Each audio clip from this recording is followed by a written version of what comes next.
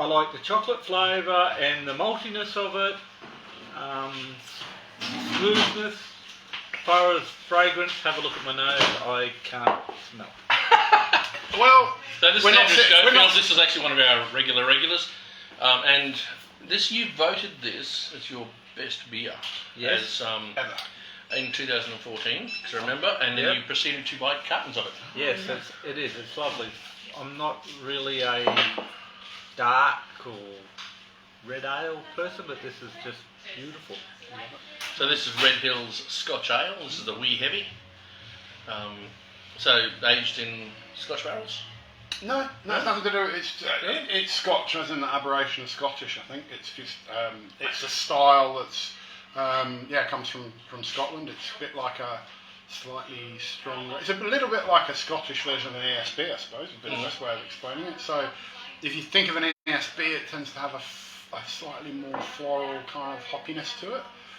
These tend to be a similar kind of strength, up around the sort of mid 5 to 6%. Yep. And but there's that really heavy maltiness that Andrew loves. Maybe the fact that you're a big fan of whiskies as well. There might be some sort of link going on. Do you like whiskey?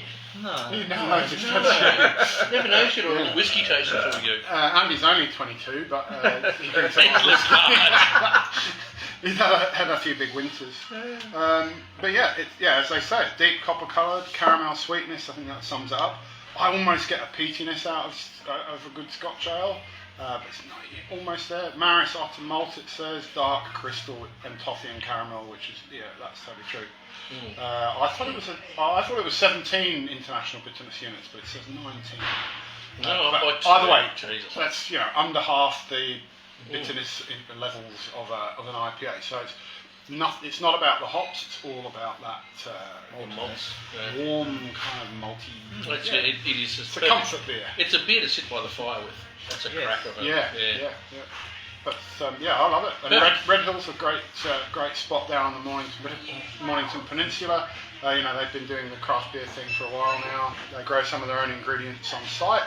And it's a bit of a tradition, I think, now in Melbourne to head down and help out in Red Hill with their hop picking harvest. Oh, really? We actually had a guy up here try to grow hops. And he was doing really well, and the rains came through and destroyed everything. Well, James has grown. Oh, James is growing them, isn't he? Yeah, I've grown them as well. But we just don't have the long summer days that you need. That really thrives in like 33 degrees. How much of hops do you need to How much is the hop production on a vine? Well, it depends on the vine. So, typically they run them very, very high for, I guess, efficiency measures. So you run strings down a field and you run strings up to those lines, and you'll be running them a few metres up. So, it's a fair amount. I don't know. So it's a fair amount. So you can't do it in your cupboard. You can do it on my cup in Gympie's done a really nice one, just running down a wooden fence in the backyard. But in terms of regularly producing beers, you need a decent quantity. Well, that's why I was wondering if anyone's bothered hydroing up some hops. It's all about sunlight. I guess you could replicate it. That's a good point. Well, James does. But no, you would need a massive cupboard. Well, I was thinking, I know a few properties that have got some really lovely greenhouses that they could grow quite a lot in there, and they use them all the time because obviously they don't want the current crops being used. But you could have. It's the same stuff. It's the same, not the same stuff, but it's the same species. Some similarities, yeah. But I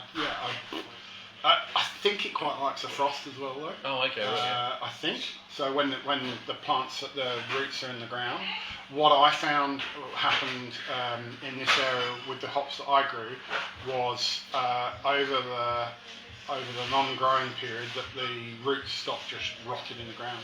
Yeah. So nothing ever came up the next year, and I went looking for it and it just gone. What? Too wet.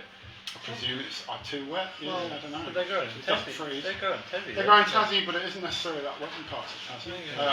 But then also they probably get the frost at the right time of year. Germinate it. Yeah.